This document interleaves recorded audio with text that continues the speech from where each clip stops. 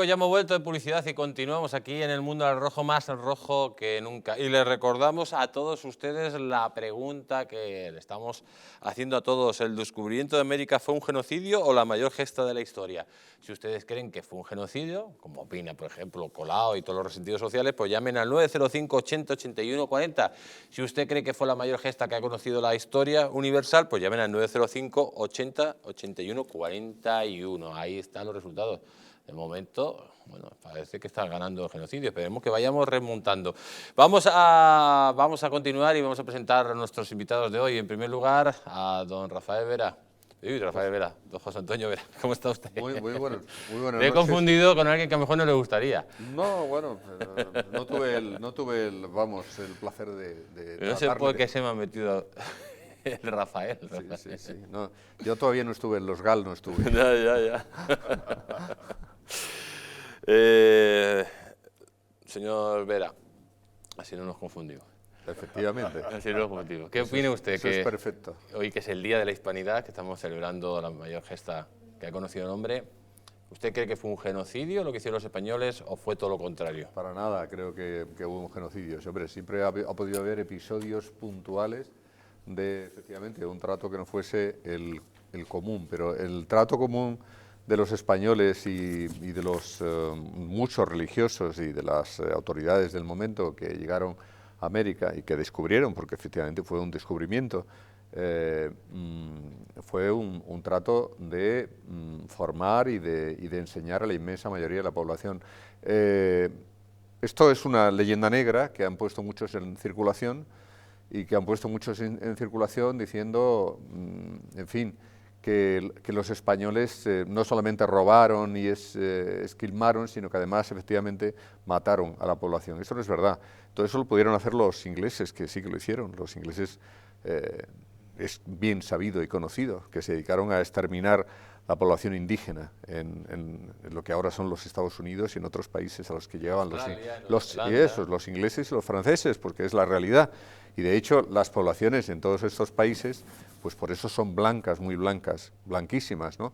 Cosa que en los estados en donde estuvieron los españoles no es siempre así de esa manera, porque efectivamente hay muchísima población indígena, pues en México y en Ecuador, y no digamos en Bolivia, y por supuesto en Perú, y en todos los países en general. De manera que es una leyenda negra que nos quieren atribuir. Lo peor es cuando lo pretenden hacer, pues eso, personas que lo que quieren además es ir siempre contra España, porque están en contra de España, defendiendo posiciones en ocasiones, pues eso, independentistas, de ruptura con España, y utilizan este recurso, que es un recurso que, insisto, puede haber y ha habido, de hecho, circunstancias y momentos en los que... Claro, pero como en España puede haber violadores, pero no quiere decir que todos los españoles sean violadores.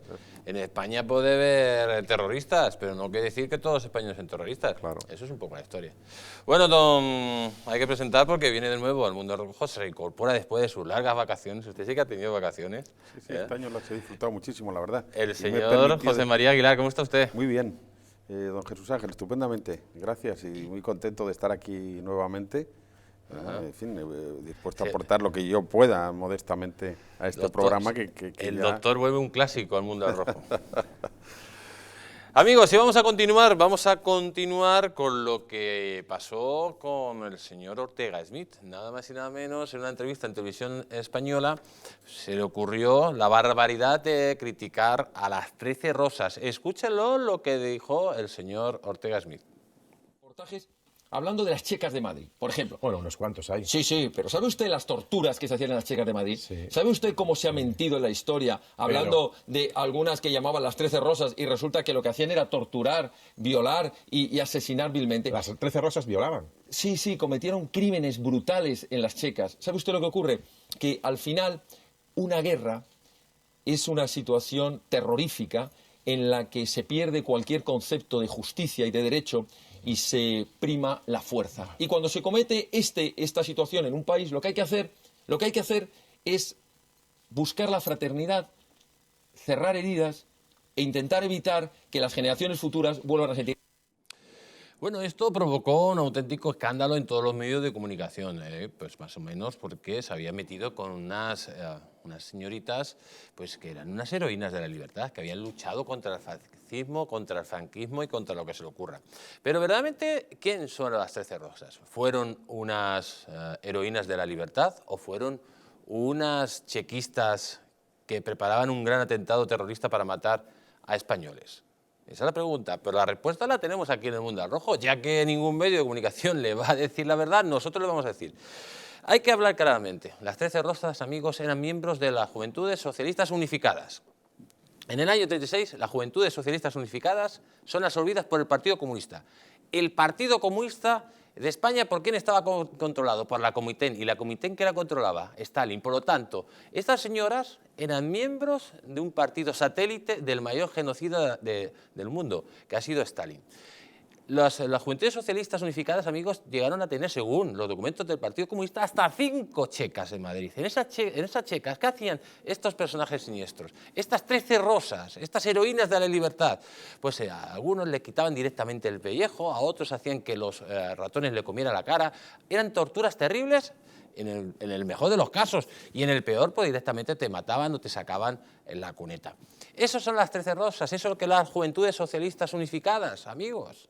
Eso es la memoria histórica, que hay que recordarlo. Y esas que fueron detenidas por intentar hacer un atentado, pues esas, amigos, son defendidas como unas heroínas por la ultraizquierda. Pero tenemos una persona que va a hablar precisamente de estas heroínas de la ultraizquierda, de estas terroristas que defienden como heroínas la ultraizquierda.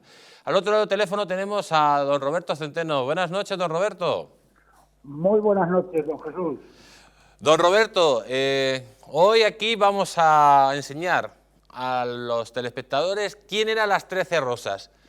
Explíqueselo usted claramente, para que no les quede dudas. Pues muy bien, no tanto porque lo explique yo, sino como lo han explicado los mejores historiadores y más serios que hay en el momento actual. Mira, querido Jesús, como sabes muy bien, como explica el británico Anthony Beevor, el mejor historiador actual de los conflictos del siglo XX, la Guerra Civil Española es el único caso cuya historia la han escrito con mayor eficacia, sectarismo y mendacidad los perdedores que los vencedores.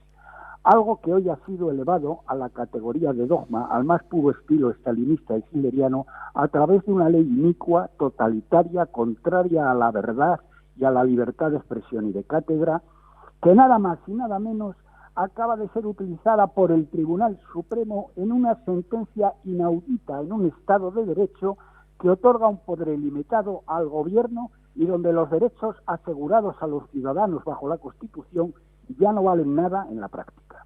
Porque la gente todavía no se ha enterado lo que significa la sentencia del Tribunal Supremo. Pues bien, el mito de las 13 Rosas solo es un ejemplo más de la falsificación masiva de la verdad a la sombra de esta ley de memoria histórica del Frente Popular y de los chequistas y similares. Las 13 Rosas eran unas mujeres fuertemente ideologizadas, parte de una célula terrorista a las órdenes del Comintern y de Stalin, pertenecientes, como ha dicho muy bien, a las denominadas Juventudes Socialistas Unificadas, una maniobra perversa pero muy bien hecha de Santiago Carrillo para poner al Partido Socialista al servicio del comunismo.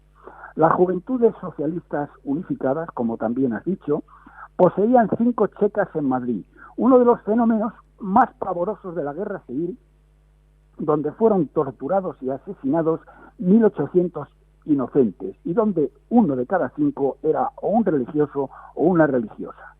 Nada más acabar la guerra, el bando vencedor esperaba, porque eso ocurre siempre, como sabes muy bien, Jesús, tú que eres historiador, en todas las guerras, que quedarían algunos focos de acción violenta, y estaban preparados para tal eventualidad.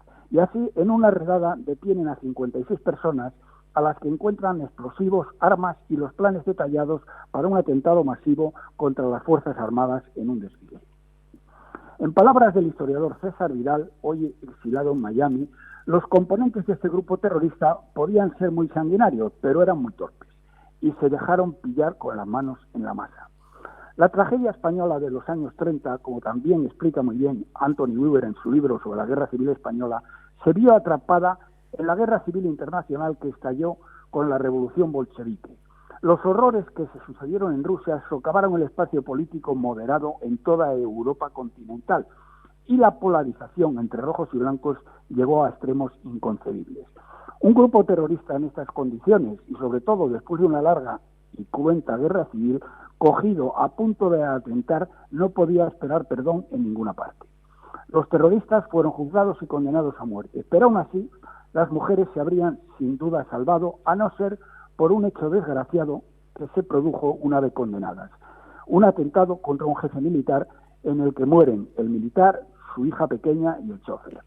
Este atentado provoca una enorme reacción emocional y las 13 terroristas son también fusiladas. De todas maneras, la culpabilidad del grupo terrorista a las órdenes de Stalin era tan obvia que la gigantesca maquinaria de propaganda izquierdista no mencionó el caso durante 63 años.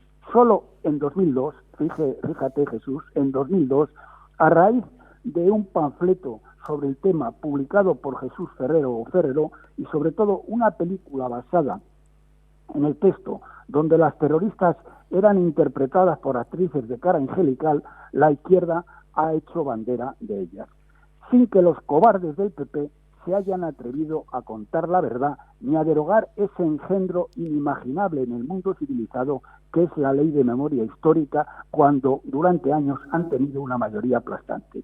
Porque, señores de la derecha cobarde, ¿y qué pasa con los 11.000 religiosos y religiosas asesinadas por el Frente Popular? Es que los cientos de monjas torturadas y asesinadas no eran rosas, sino terroristas con sotana, realmente de vergüenza.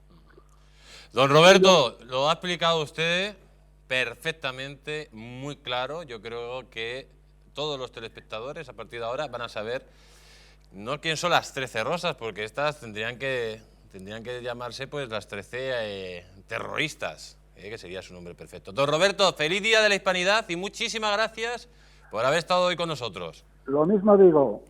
Y amigos, un abrazo. Adiós. Continuamos. Y primero, una opinión rápida de las 13 rosas. Después de que en España se hizo un grandísimo esfuerzo que era fundamental al comienzo de la transición por todas las partes para superar lo que efectivamente fue en el pasado una situación de enfrentamiento en la que se producen todo tipo de barbaridades y evidentemente en lo que era el bando republicano, pues se cometieron pues todas estas cosas que se han narrado, que son terribles, ¿no? De asesinatos de religiosos, de curas en las cunetas, en las tapias de los cementerios.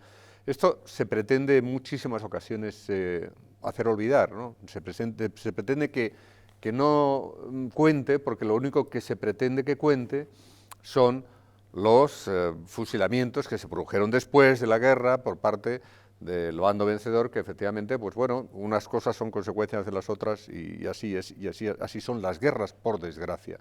Pero entonces, después de haberse hecho ese esfuerzo, que volvamos una y otra vez a lo mismo, exactamente siempre a lo mismo, a la política de cambiar calles, a la política del rencor, de volver a levantar las pasiones más viles e inmundas, pues me parece que es muy lamentable, porque yo creo que el pueblo español se ha ganado el derecho a poder vivir en paz y a pasar página de algo en lo que efectivamente se cometieron pues muchas atrocidades en todas partes. Evidentemente en las checas se cometieron unas atrocidades brutales, porque eran brutales, se hicieron cosas brutales y claro, esto ahora los que pretenden reescribir la historia no quieren recordarlo, pero esto fue así.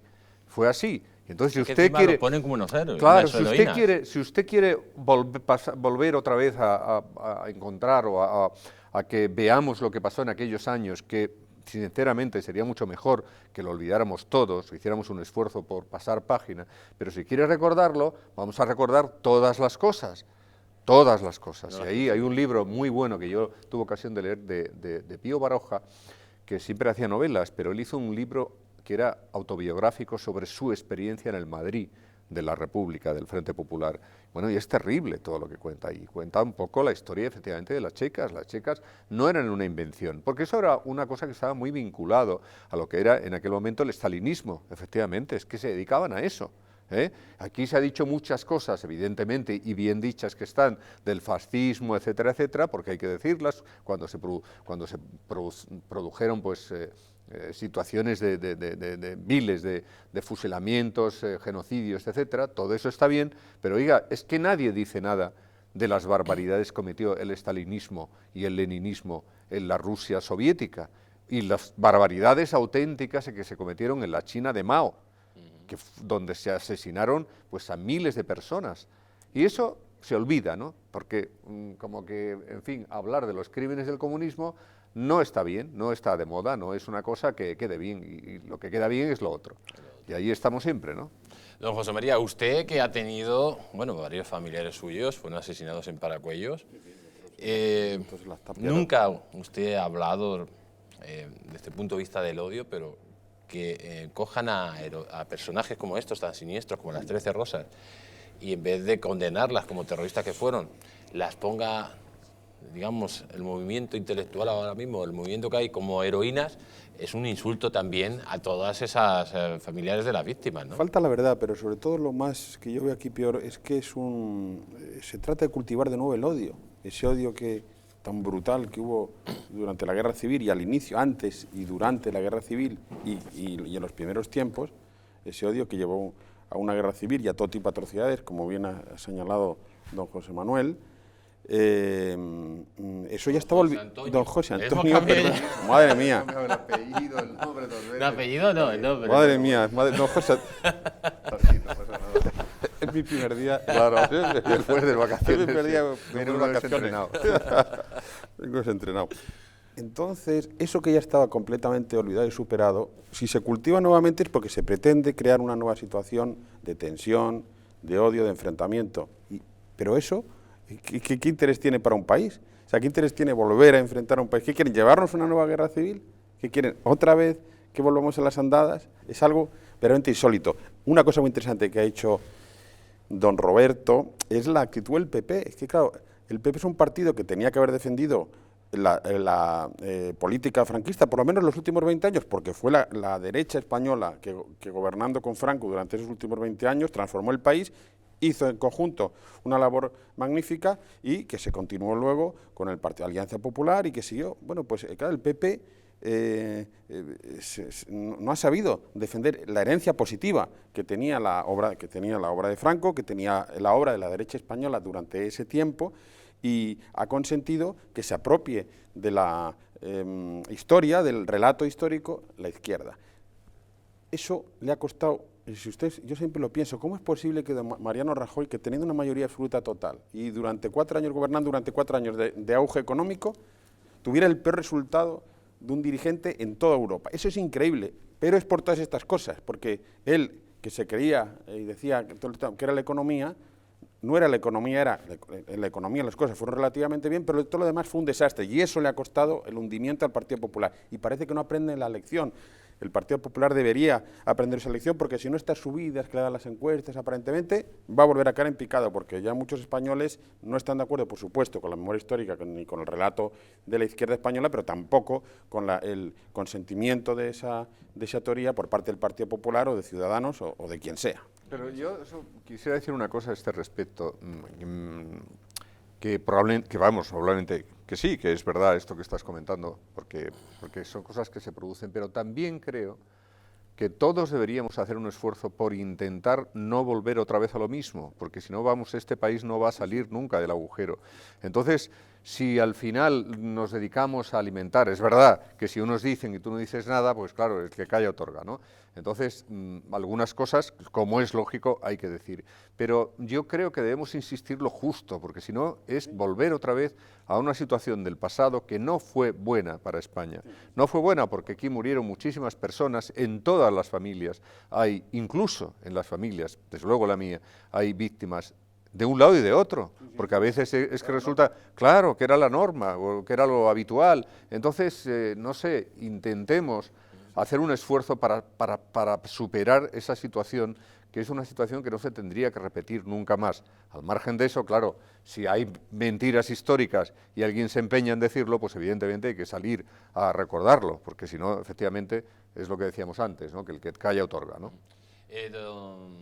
Señor Vera, vamos a recordar el vídeo de una intervención que tuvo Santiago Abascal en Vista Alegre 2. Aquí el presidente de Vox, amigos, dijo abiertamente que lo que pretende la izquierda, que lo que pretende Pedro Sánchez y sus compinches, no es sacar, por ejemplo, a Franco del Valle de los Caídos, sino que lo que pretenden es un cambio de régimen. Escúchenlo y ahora lo debatimos.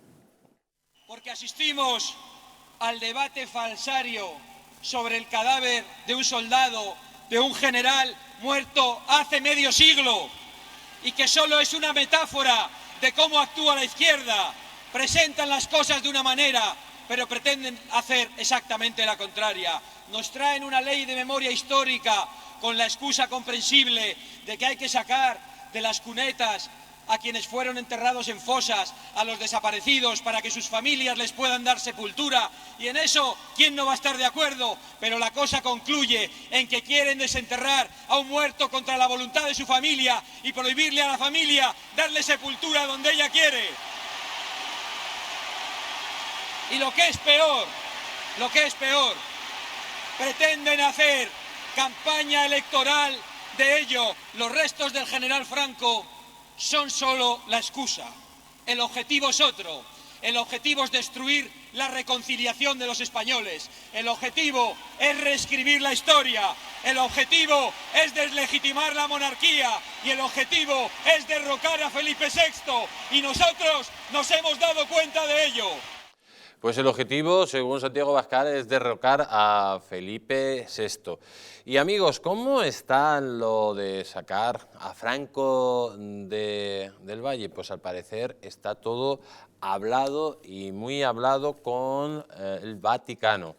Así lo destaca precisamente una noticia de La Razón, donde la señora Calvo, ahí lo tienen, se reunió con la cúpula del Vaticano y dijo claramente que estaba todo bien hablado.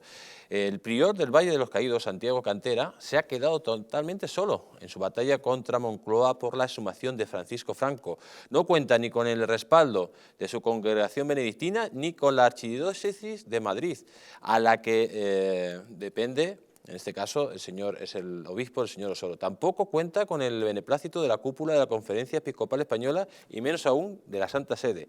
Todas las entidades de Iglesia con voz y voto en el caso han manifestado públicamente que no se pondrán a la decisión del Tribunal Supremo. Y no solo lo han expresado, sino que han pasado el fin de semana, como dice la noticia, todos juntos y han cerrado página a este tema. Señor Vera, primero las palabras de Abascal diciendo que la salida de Franco, lo que pretenden estar detrás es cambiar de régimen y luego también ya que el Vaticano y el gobierno español hayan cerrado ya todo para sacar los restos del general. Sí, y sobre todo además a mí que un asunto de esto yo creo, o sea, francamente, creo que en España este tema mueve poco. Es decir, los españoles están más preocupados por otras cosas que por Franco, que efectivamente estaba enterrado, que todo el mundo sabe el tiempo que gobernó, las circunstancias que le rodeaban, todo el mundo lo sabe, y cada uno que tenga la impresión que quiera tener. Pero hacer esto, y que fuera el primer asunto del gobierno del Partido Socialista de Pedro Sánchez, con todos los problemas gordísimos que tiene este país, y justamente además en este momento que estamos otra vez en campaña electoral, y que todo eso se permita hacer en campaña electoral, porque estamos en campaña electoral, no nos engañemos, aunque no haya comenzado oficialmente, ya estamos en campaña electoral. Entonces había que haber evitado que en campaña electoral se puedan utilizar este tipo de cuestiones por parte de alguien, se supone que para, no sé, tener unas fotos, exhibir como un logro algo que francamente me parece que es poco logro, porque los españoles considerarían un logro que el señor Sánchez tuviera un plan económico para evitar la situación económica de crisis o de precrisis o de enfriamiento o de esa aceleración que parece que se nos cae encima. Pero no, aquí tenemos que estar siempre en 4 cosas, que son, por cierto, las de siempre. La memoria histórica, Franco, el PER, las peonadas, que esta semana ya hemos visto, las pensiones, que hay que subir las pensiones, claro que sí, por supuesto, pero es que no nos engañemos, lo que van a subir de las pensiones al final van a ser 1 euro o 2. Dice, oiga usted, no nos haga demagogia barata, por favor. Probablemente ni Sánchez ni los demás, o la inmensa mayoría, porque todos llegan a lo mismo, ¿no? No, oiga, es que las pensiones, claro, usted tiene obligación de subir las pensiones, faltaría más, pero no engañe a los pensionistas, porque lo que le van a subir va a ser 1 euro o 2 en el mejor de los casos. Entonces, mire, es que es una vergüenza. Aunque sea mucho dinero, lo que dicen es una vergüenza. Y volver otra vez, una y otra vez, ahora a la memoria histórica, Franco, y además, pues yo, francamente, me parece que el Tribunal Supremo es un muy buen tribunal que tenemos, y yo, por supuesto, respeto todas las resoluciones judiciales, pero siempre se puede poner peros o decir alguna cosa. Y yo creo que permitir que esto se haga en campaña electoral no es adecuado. Me parece que hubiera quedado mejor que se haga, si es que se tiene que hacer, respetando, por supuesto que sí, bueno, todas las primero, alegaciones. lo que tendrían que respetar es la ley vigente en España. Claro, bueno, pues se eso. han pasado por... Pues eso, todas las alegaciones, porque todo el mundo tiene derecho a alegar, la familia, la iglesia, todas las personas que se sientan afectadas tienen derecho a alegar, a alegar, ¿por qué no? Pues todo eso hay que respetarlo. Y si al final hubiere que hacerlo, que desde luego yo lo dudo, porque me parece francamente que es que esto es gastar dinero, tiempo y muchas cosas para algo que a los españoles de verdad les importa bastante poco. Yo no veo manifestaciones en la calle, ni a favor, ni en contra, ni nada, no, porque estamos en otra cosa ya. Esto ha pasado mucho tiempo. Ha pasado hace mucho tiempo. Don José María. Sí, no, es que lo que es asombroso, claro, es que dada la situación en la que está España y y lo que se nos viene encima, ahora que ya esos flujos enormes de dinero de Europa se han parado, ahora que parece que asoma una crisis en el horizonte. Crisis es verdad, que hay que recordar que siempre son cíclicas, que van y que vienen, pero que está ahí y que hay que tratar de paliarla en lo posible. Estos políticos nuestros exhiben una falta de preparación y de seriedad que es asombrosa. Es que yo no sé a qué se dedica la clase política española. Es una clase política de una insuficiencia, de una pobreza, que es asombroso. Claro, y yo creo que intentan compensar todas esas carencias y esas deficiencias con un sectarismo y una ideologización, por otra parte también muy pobre, extrema, para compensar ese tipo de carencias. Y todo eso lo llevan a las elecciones. Y encima en esas elecciones se mete lo del Franco como un elemento más, también sectario, distorsionador de un proceso electoral.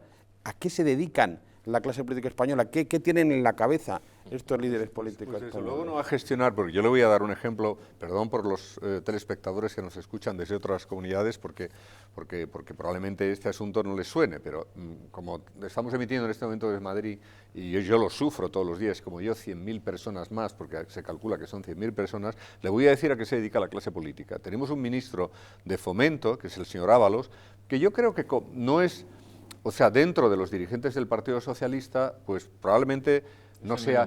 no es el más sectario. Es una persona que en ocasiones, pues yo creo que, bueno, defiende a su partido, es lógico, y eso pues es normal, le votarán o no le votarán, pero hace esa defensa, pero lo hace de una forma que yo creo que me parece que es probablemente de lo mejor del Partido Socialista. Pero mire usted, aparte de ser un político supuestamente bueno, usted tiene la obligación de gestionar, usted es ministro de Fomento, y hay un problema en la Comunidad de Madrid, que es el de la autopista, de la carretera de Colmenar, en donde todas las mañanas hay atrapadas 100.000 personas o más. ¿Por qué? Porque el señor Ábalos se dedica solo a la política, pero no a la gestión. No, mire usted, dedíquese a la gestión, a solventar los problemas de los ciudadanos. ¿Por qué los ciudadanos tienen que estar atrapados todos los días durante horas? Simplemente porque desde el Ministerio de Fomento no se toman unas decisiones que son en ocasiones hasta fáciles, porque es hacer un carril, como esto se hace en las obras, ¿no? Sí. Para descongestionar. Pues no gestionan, no se dedican a gestionar, se dedican...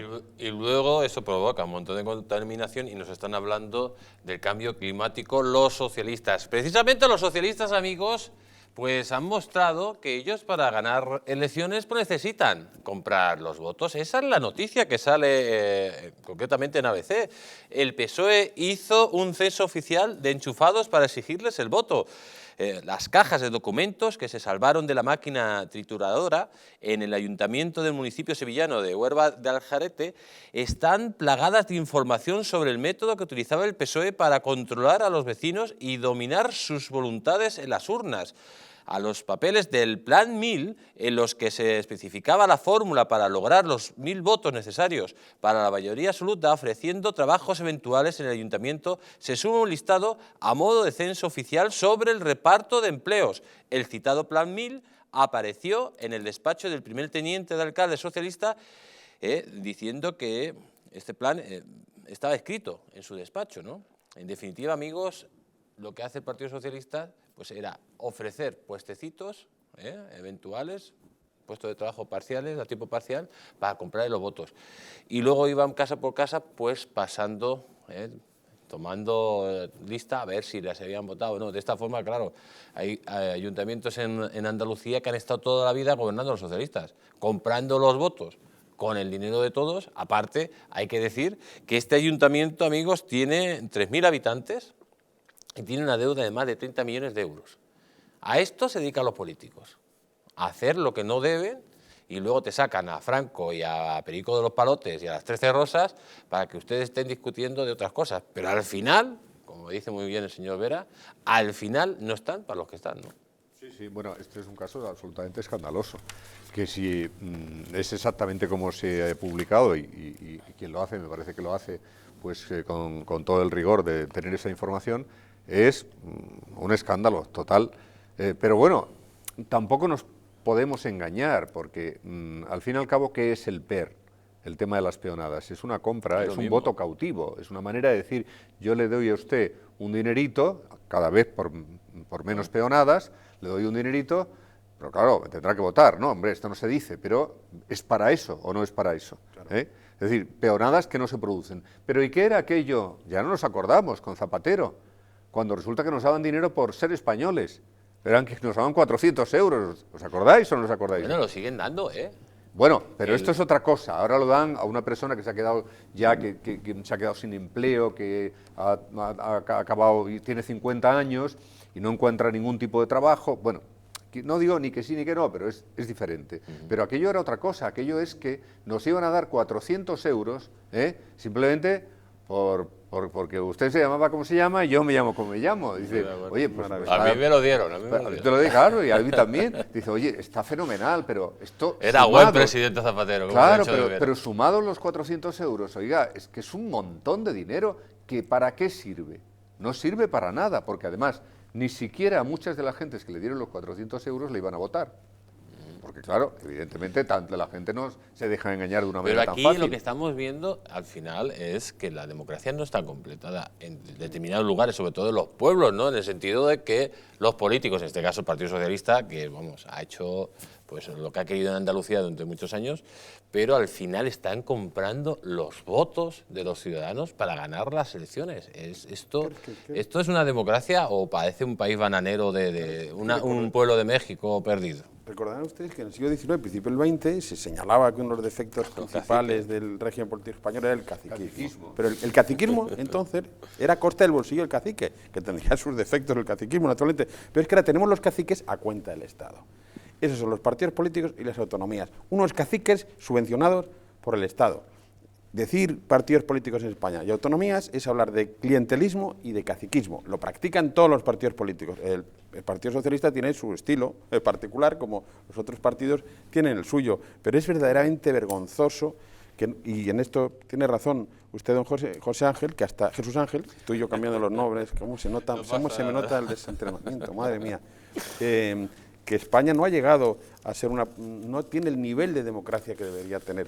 Me refiero más que de democracia, de un sistema legal, de un sistema de libertades, también pero electoral limpio. Pero Jesús Ángel ha dicho, y ha dicho bien, democracia bananera, que es verdad, es que eso es lo que hacía Chávez. Claro. ¿Qué es lo que hacía Chávez? Chávez le decía a la gente, no, usted no se preocupe, no tiene trabajo, pero yo le doy un dinerito. Claro, Pues, señor, mire usted, si me da el dinero, pues yo no trabajo. Y por supuesto, claro, votaban a Chávez luego, porque dices, si es que como venga otro ya no me van a dar ese dinero. Claro. Sí, ¿eh? sí, bueno. Y luego, Borrega. en realidad lo que estás haciendo es engañar a la gente, porque es un dinero que no te va a sacar nunca de nada. Es decir, vas a seguir viviendo en la chabola de los cerritos de Caracas, que son todas así, porque vas a seguir siguiendo ahí, porque vas a seguir viviendo ahí, porque es un dinero que no te da para nada. Simplemente, pues para, si quieres, malvivir o subsistir de una forma ruin. Bueno, pues esto es lo que hacía Chávez. Claro. Y esto, el PER y este tipo de cosas es más o menos lo mismo. Vamos, no digo que sea lo mismo, pero muy parecido. Porque al final de lo que se trata es... Es lo mismo.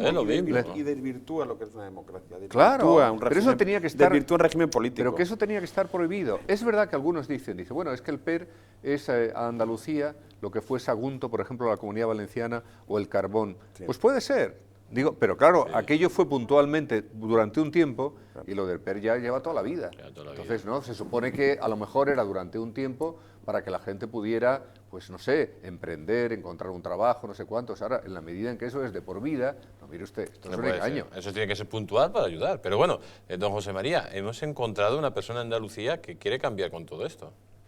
Vamos. Sí, ¿usted se imagina que Andalucía se declarara la República?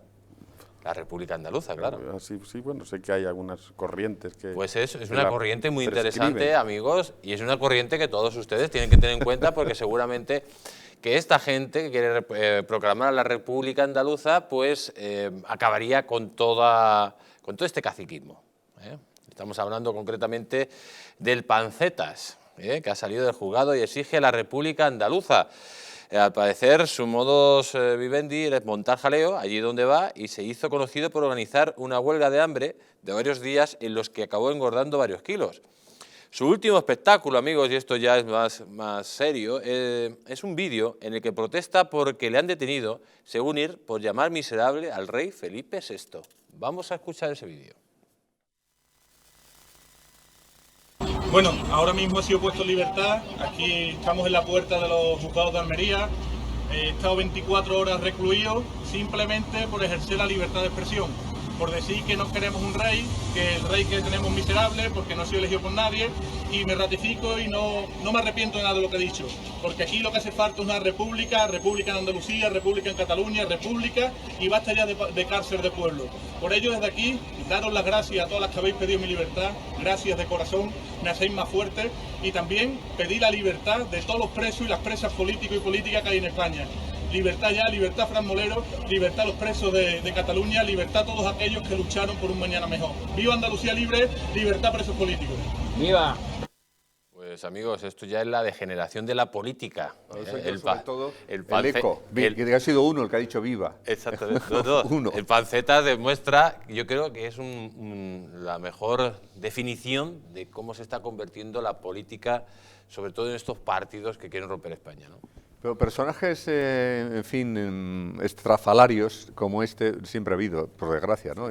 Y bueno, si en la medida en que sean unos personajes estrafalarios que no tienen el poder y tal, pues ¿qué vamos a hacer? Nos sirven un poco de divertimento. Sí, nos sirven un poco de divertimento. Bueno, este es un líder del Sindicato Agrario de Trabajadores. Del SOC, ¿no? ¿Cómo es? Sindicato, sí. Del Sindicato Obreros del Campo, ¿no? El SOC, yo creo que es. Bueno, igual ahora se llama de otra manera. Lo mismo da. Entonces, pues lo mismo da porque da lo mismo. Pero siempre tiene que haber gente, ¿no os acordáis de este otro que se dedicaba a robar en los supermercados? Este es el sindicato. Claro, pues había que robar. Ese fue diputado. Claro, Gordillo, ¿no? Yo creo que era, si no era Gordillo era del partido. Y el otro. No, al que mandaron a la cárcel por dar una paliza a una mujer embarazada. Y ese otro alto, fuerte, el SAT, que fue diputado también. El SAT, Sindicato de Trabajadores, lo que sea, no sé exactamente qué. Pues tampoco tiene mayor importancia lo que pueda ser. Lo que digo es que son personajes que en la medida en que, pues en fin, representan lo que representan, pues mira, a veces se le pone el micrófono porque no dejan de ser entretenidos y la gente se divierte y mueven pues a este tipo de chanzas, ¿no? Y de comentarios. Lo peor de todo esto es cuando esta gente o algunos de estos llegan al poder, que a veces llegan. Y cuando llegan las que organizan, porque empiezan a tomar decisiones decisiones, pues claro, ahí lo tenemos en Cataluña, hay gente de partidos radicales igualmente estrafalarios que es que están en el poder. Sí. Que están, que son concejales y están... Oye, en el País Vasco estaban los de Batasuna y todos los entornos, y esos estaban cobrando sueldos y haciendo pues las cosas que hacían, por ejemplo, en San Sebastián, con el tema de las basuras, ¿no? Que organizaron al final una rebelión de la gente porque en fin, al final te tenían, según el tipo de basura que tú ponías en el contenedor y cómo lo hacías, te tenían identificado, que es a lo que muchas veces los partidos de la izquierda radical llegan, que es a identificar a las personas en función de sus gustos. O en Cuba, eso hacen en Cuba. En Cuba. Miran el comisario a ver qué hay en la basura, Claro. a ver si hay algún, a ver qué come y a ver. Entonces, bueno, este personaje, pues sí, oye, vamos a reírnos un poco, porque tampoco le vamos a hacer... es verdad que lo que quiere cierta izquierda, y en eso están pues algunos partidos, en eso está Podemos, es en implantar lo que es la República Confederal Española, en donde haya una República Catalana, la República de Euskadi, la de Andalucía y todo esto. Claro, vamos a llegar a Yugoslavia. ¿Y qué es Yugoslavia hoy? Bueno, Kosovo. Pero además, algo que pasó ya en España, los famosos cantones. Los cantones. pero además escucha lo que dice, dice que le han metido a la cárcel porque ha llamado al rey miserable porque no ha sido elegido. Pero ¿cómo va a ser elegido un rey? Si aparte lo bueno que tiene un rey es que no es elegido. Claro. Pero si lo bueno que tiene la figura de la monarquía en Inglaterra y ahí existe... Cuidado, pero lo que es la institución se sometió al refrendo de los españoles. Eso por supuesto, pero es que decir que es un miserable porque no ha sido elegido demuestra la indigencia intelectual de esta gente. ¿Cómo va a ser un miserable un señor que no tiene por qué ser elegido? Pero es José María, ridículo, es la operación que hay en marcha. Hay una operación, hay. hay una operación en marcha para llegar a la República Confederal Española. Sí. Y por supuesto, parte de esa operación, forma parte de esa operación el decir que el rey no ha sido elegido y que por tanto se tiene que someter al refrendo del pueblo. Y eso significa un referéndum sobre el modelo de Estado, monarquía o república, y estaríamos en lo del 36. En España la monarquía ahora mismo yo creo que es fundamental, porque precisamente esa figura del rey por encima de todo, intocable, no elegida, que puede usar la sensatez frente a la insensatez de todos los partidos políticos, es fundamental. Y lo de la República Confederal también lo ha comentado don Jesús Ángel Rojo, en sus programas alguna vez ha denunciado ese proyecto político en marcha, soterrado, esa agenda oculta, digamos, de ciertos partidos.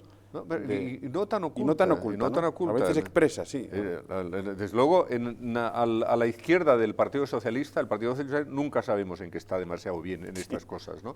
Pero a la izquierda del Partido Socialista están claramente en un proyecto que es de República Confederal. Totalmente de acuerdo.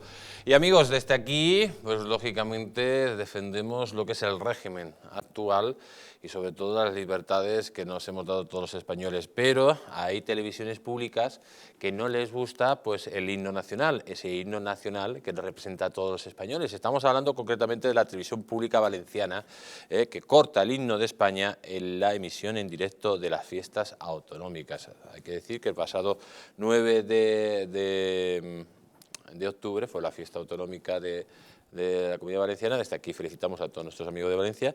Y bueno, cuando estaban en un acto celebrando pues lo que es la fiesta y sonando el himno nacional, la televisión pública que dirige el señor Puig, pues coge y decide cortar el himno nacional porque ese himno nacional, amigos, a ellos parece que no lo representa. Pero sí, amigos, es el himno nacional que representa a todos los españoles. Vamos a escuchar el vídeo que vemos donde se corta concretamente el himno nacional en la celebración del Día de la Comunidad Valenciana.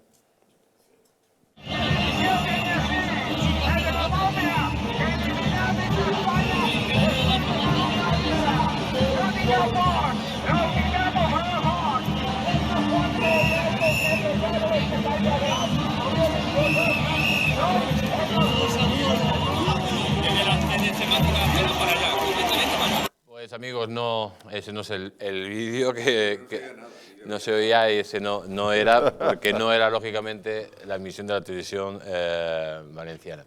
Vamos a continuar porque, amigos, lo que está pasando en Cataluña y concretamente en Barcelona pues no tiene nombre. La delincuencia se está yendo de las manos. Los Mossos no pueden controlar a todas las personas, amigos, que están llegando a la capital catalana.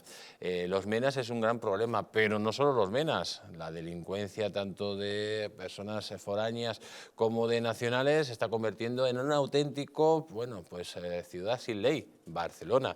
Más concretamente, hoy queremos que ustedes vean cómo después de detener a un tipo que había agredido a otra persona con un arma blanca, pues los Mossos son incapaces de que esa persona se salga del coche de la policía. No aplican ni la ley suficiente ni la fuerza suficiente y este hombre hace lo que le da la gana una vez que ha sido detenido. Vamos a ver el vídeo.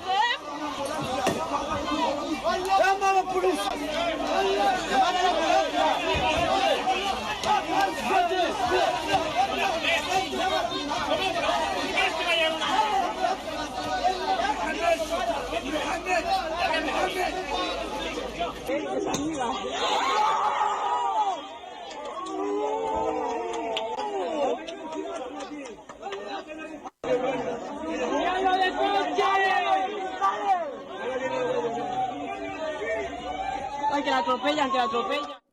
Pues amigos, lo están viendo ustedes. En este caso, los Mossos pues se la desean al final por detener a una persona. Pero hemos visto casos como lo iban los Mossos a quitar a los manteros o a evitar que los manteros cometieran infracciones administrativas con venta de productos ilegales y se les reían en la cara. La verdad que los Mossos, amigos, al parecer no están dando la seguridad que necesita Barcelona ni Cataluña. Es un cuerpo que se está dedicando más bien a fines políticos, más bien a ser parte de ese nuevo ejército de la nueva república que quieren crear, más que un cuerpo de seguridad serio que defienda pues la seguridad de todos los españoles.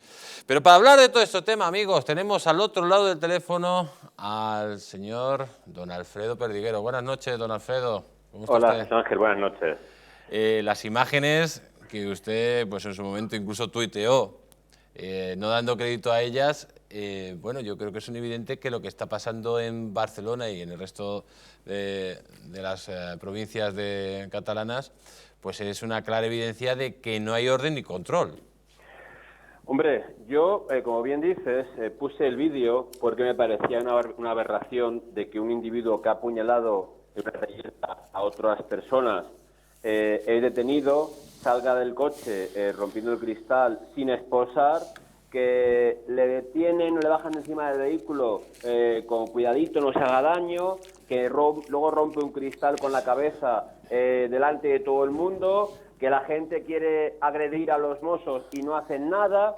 No sé, a mí desde luego más Jesús Ángel me pareció una película mala, de segunda o tercera, más que un cuerpo de seguridad que estamos o que están para asegurar la seguridad ciudadana, valga la redundancia, y sobre todo y desde luego para poner a disposición judicial a aquel que hace un delito. Este lo haya cometido. No entiendo cómo le meten en la parte de atrás del vehículo, que es la zona en la cual se meten los delincuentes, sin esposar, y que luego montase el espectáculo que montase sin hacer lo que hay que hacer. Es decir, inmovilizarle, reducirle, meterle en otro coche y sacarle allí lo más rápido posible. Don Alfredo, usted está entonces diciendo claramente que los Mossos pues han cometido una serie de irregularidades a la hora de detener a este señor. Evidente, Jesús Ángel, es que hablamos de que ese señor ha apuñalado a otros individuos en una reyerta. Ha apuñalado, es decir, no le ha dado besos o abrazos, ha apuñalado con intención de matar.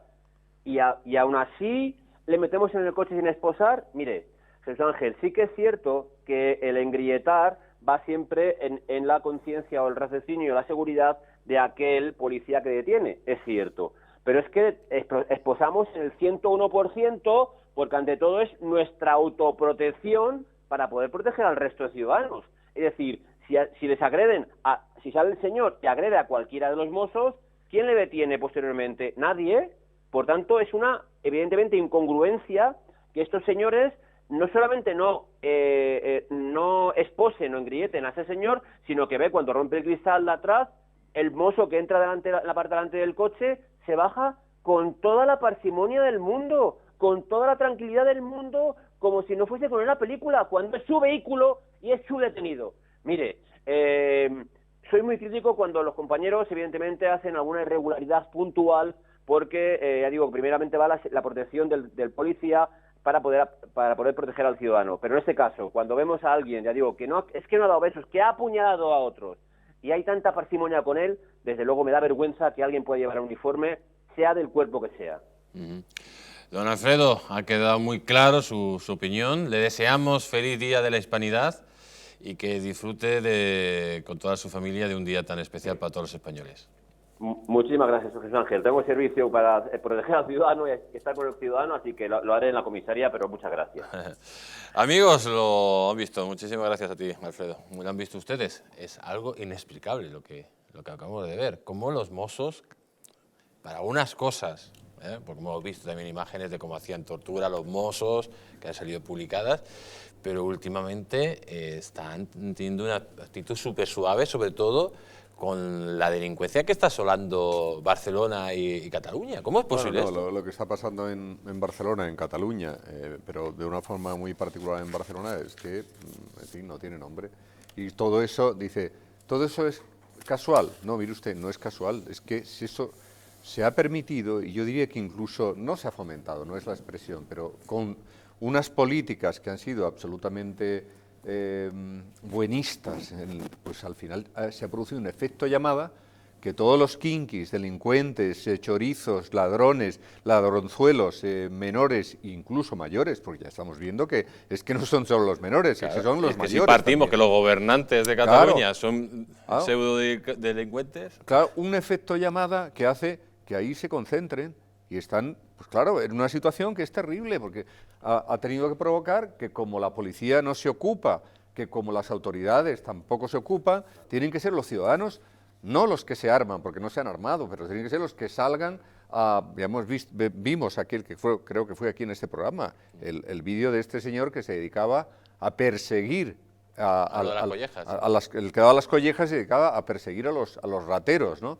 Pues es que esto no es casual, esto no se ha producido porque sí, sino porque efectivamente ha habido un efecto llamada por una situación de las autoridades de absoluta dejación y el cuerpo de los mozos ha sido partícipe de esa situación. Ahora dicen, no, es que el problema es la justicia. Yo no digo que no, evidentemente también hay un problema de la justicia, porque entran por un lado y salen por otro, y porque no habrá no de la justicia, de la legislación, que la legislación tenía que impedir que un señor que ha robado 40 veces, aunque sea un delito absolutamente menor, pero oiga, es que ha robado 40 veces. Y cuando uno le roban, es que a mí en Barcelona, a mi hija le han robado, que vive en Barcelona, a mi hija le han robado el teléfono. Y a un compañero de trabajo le han robado la cartera. Y se pasa mal cuando uno le roban. No, por supuesto. Aunque lo que te han quitado no sea mucho, pero se pasa un momento muy malo, porque te están agrediendo. Un momento muy violento. Don José María. Sí, es evidente. Cataluña está degradando. La degradación política que ha supuesto el nacionalismo, con el cultivo de todos los antivalores, disvalores típicos del nacionalismo, porque el nacionalismo es una ideología nefasta, mejor dicho, está trayendo todo esto. Y esa degradación ha alcanzado las fuerzas de seguridad de Cataluña. Los mozos es un cuerpo degenerado, en degradación. Es un cuerpo ya no solo sedicioso y pernicioso, sino inoperante, ¿no? Los mozos hacen lo que le dicen que hagan. Claro. Porque si tú tienes una autoridad que dice, no, oiga, vamos a acabar con esto, porque hay muchas maneras, ¿no? Ahora, si lo que dicen es permisividad, bueno, chico, en fin, todo el mundo es bueno, etcétera, pues... Claro. Sí, pero bueno, al hablar así de los mozos hablo, lógicamente, de la cadena de gobierno, de toda la cadena de gobierno, ¿no? Pues, don José María, muchísimas gracias por haber estado en el Mundo al Rojo, quédese Gracias a usted aquí. por haberme llamado nuevamente. Sí, Le por agradezco supuesto. muchísimo. Usted sabe que siempre es bienvenido. Perdona, aquí. don José Antonio, por haberle No, cambiado. no el nombre. faltaría más. Ya. Le invito a que se quede porque por supuesto. vamos a traer ahora mismo, ya está esperando en el plató, en este No caso sé. sí es el señor Rafael Palacios, ¿no? Palacios, Sí, un tema que muy va a venir con todos muy interesante. nosotros y va a venir con todos nosotros. Nos vamos a ir a publicidad, amigos, y antes de irnos a publicidad le vamos a dejar un vídeo pues para que ustedes se vayan pues con un poco la boca, con algo dulce, algo que sea gracioso, ¿no? Vamos a ver cómo estos jugadores de fútbol son incapaces de terminar la jugada y de meter un gol.